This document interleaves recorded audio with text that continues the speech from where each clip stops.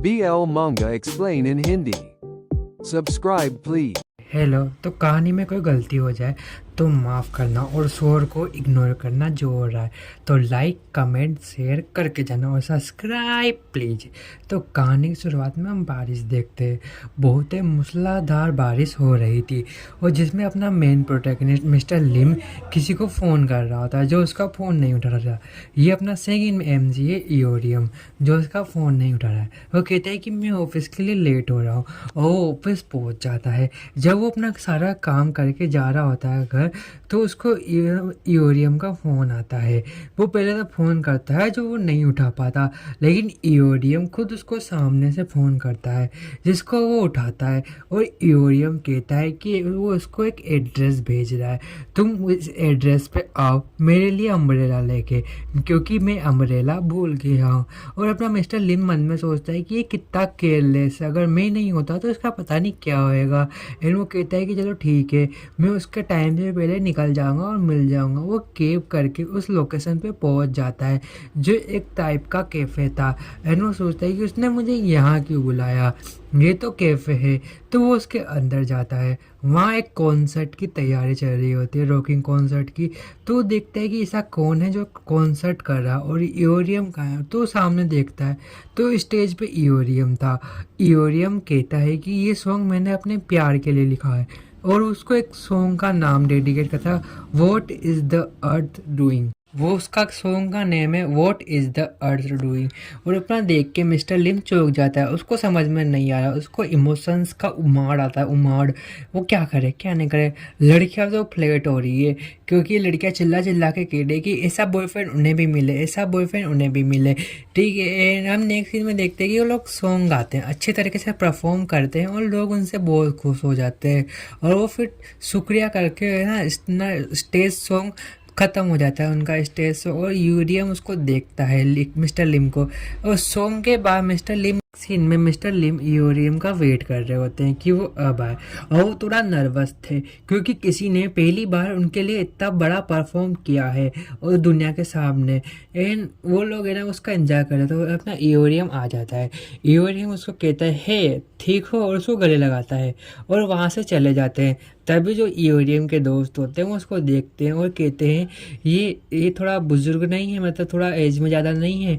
And वो उसके बातें बना रहे होते हैं उनके रिलेशनशिप में। लेकिन वो एक कंसर्न कहती है, लड़की कहती है लड़के से कि तुम्हें भी तो ओल्डर जो वुमेन होती है ना, ओल्ड, वही पसंद आती है। अब उसकी चॉइस ऐसी है तो क्या करे। वो नॉर्मली बातें करते हैं और अपना इयोरियम और मिस्टर लिम जल जाते हैं, जिससे वो दोनों खुश तो होते हैं। तो क्योंकि ये इनके लिए बहुत खुश था कि इयोरियम खुश दिख रहा था उन्हें। अब हम नेक्स्ट सीन में देखते हैं कि वो घर पे आ जाते हैं और अपने कपड़े वपड़े चेंज करके बैठ जाते हैं। इयोरियम उससे पूछता है तुम्हें कैसा लगा, तुम्हें कैसा लगा मेरा कॉन्सर्ट जो मैंने तुम्हारे लिए गाना लिखा था और तुम्हारे लिए किया। वो कहता है कि वो तो हमें को अच्छा लगा। और वो साथ में हंस हंस के बातें करते हैं। और इयोरियम कहता है क्या हम वो करें। वो कहता है कि क्या वही जो तुमने करने को कहा था। वो थोड़ा हंसते हैं। फिर वो उसके करीब आता है और वो अपनी लबी डबी मोमेंट शेयर करते हैं जो आप मांगा पढ़ोगे तो देख लेना। एंड नेक्स्ट मॉर्निंग थी ना, वो उठता है, उसको लिम कहीं भी नहीं मिलता कि लिम कहाँ गया। वो तैयार होकर क्लास में जाता है कि लिम कहाँ गया। तो वह रिसेप्शनिस्ट बताती है कि लिम तो चले गए, वो जो क्लासेस ख़त्म हो गई ना वो फिर आए अपना ऑफ किया वहाँ चले गए। एंड को पूछता है कहाँ चले गए, तो बताती है कि मुझे नहीं पता, शायद वो अपने होम टाउन वापस चले गए या फिर वो नहीं बता के गए। वो थोड़ा टेंशन में था और उस लड़की को बाय बोल के हंसते हुए चला जाता है। और थोड़ा टेंशन में था, फ़ोन देखता है कि लिम बिना बताए कहाँ चल गया, वो मुझे क्यों छोड़ के गया और ऐसा अलग बर्ताव वो क्यों कर रहा है। कल तो हमारे बीच में सब अच्छा था लेकिन आज क्या हुआ। अब वो सीधा ना उसके लिम के अपार्टमेंट में जाता है कि बस एक चांस मिल जाए कि मैं उससे बात कर लूँ। और वो लिम के अपार्टमेंट में जाकर बैठ जाता है। थोड़ा उदास था क्योंकि आज सुबह से लिम की कोई खबर नहीं है। इतनी देर में रात में लिम आता है एंड उसको देख के कहता है कि तुम यहाँ क्यों हो।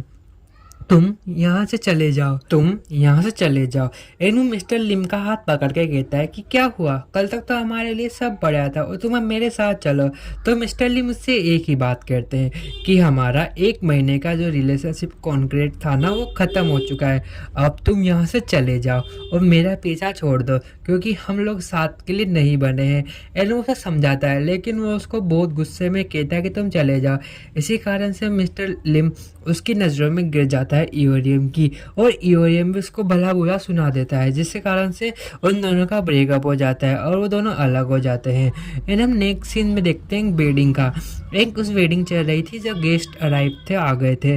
एंड हम अपने लिम को देखते हैं जो ना वॉशरूम में तैयार हो रहा था क्योंकि वो नर्वस था किस चीज़ के लिए, वेडिंग के लिए।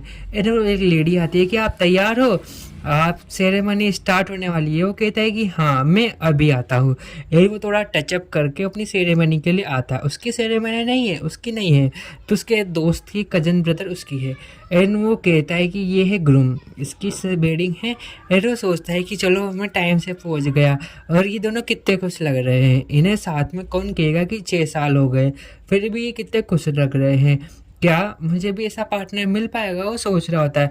तभी उसके मन में लिम के मन में ईओरियम का ख्याल आता है कि वो क्या कर रहा होगा। मैं सबसे ज़्यादा खुश उसके साथ ही था। वो ईओरियम को याद कर रहा होता है। अब मैं तो बस एक ही बात कहूँगा कि अब क्या पछतावा था जब चिड़िया चुग गई खेत। नेक्स्ट सीन में हम उसके घर का सीन देखते हैं। जो उसकी जो कुकिंग कर रही होती है, तो उसका बिल्कुल मन नहीं था कुकिंग में, तो उखड़ा उखड़ा बैठा था। उसकी जो भांजी थी ना, कि वो कहती कि मामा ये जल रहा है, अपन को उठाना चाहिए। तो उसकी बहन देखती है, वो कहती है कि इसे कुछ तो हुआ है, ये बता नहीं रहा लेकिन इसके बात मन में बहुत गंभीर बात चल रही है जो मेरे को जाननी तो है। अब हम 24/7 का सीन देखते हैं जहाँ पे लिम बैठा था अकेला। तभी उसकी बहन आती है और पूछती है कि क्या हुआ, तुम परेशान लग रहे हो। पहले तो वो बात टालने की कहता है कि नहीं नहीं कुछ नहीं, लेकिन उसकी बहन समझ जाती है, उस पर दबाव डालती है। तब वो बताता है कि मैंने किसी को हर्ट किया, मैं उससे प्यार करता था, वो भी मेरे बिना नहीं रह सकता। और मेरे को ये रियलाइजिंग हुआ अभी जाके कि मैं भी उसके बिना नहीं रह सकता, लेकिन अब मैं क्या करूँ, हमने ब्रेकअप कर लिया है। तो वो बस उससे एक ही बात कहती है, क्या ये उस लड़के के बारे में है जो उस दिन हमें तुम्हारे रूम पे मिला था। और वो थोड़ा चौंक जाता है कि, और हिचकाते हुए कहता है कि हाँ ये उसी लड़के के बारे में है। तो कहती है तुम्हारा ब्रेकअप क्यों हुआ। तो बताता है कि वो मुझसे एज में बहुत छोटा है और हमारा एज गैप बहुत ज़्यादा है, और मैं नहीं चाहता कि हम आगे जाकर लोग उन पर उंगलियां उठाएं। वो कहती है कि लोग तो तुम पे उंगलियां उठाएंगे ही सही, और तुमने क्या सिली रीज़न चुना है ब्रेकअप करने के लिए। वो उस पर हंसती है। एंड वो कहता है कि प्लीज़ मेरा मजाक मत उड़ाओ।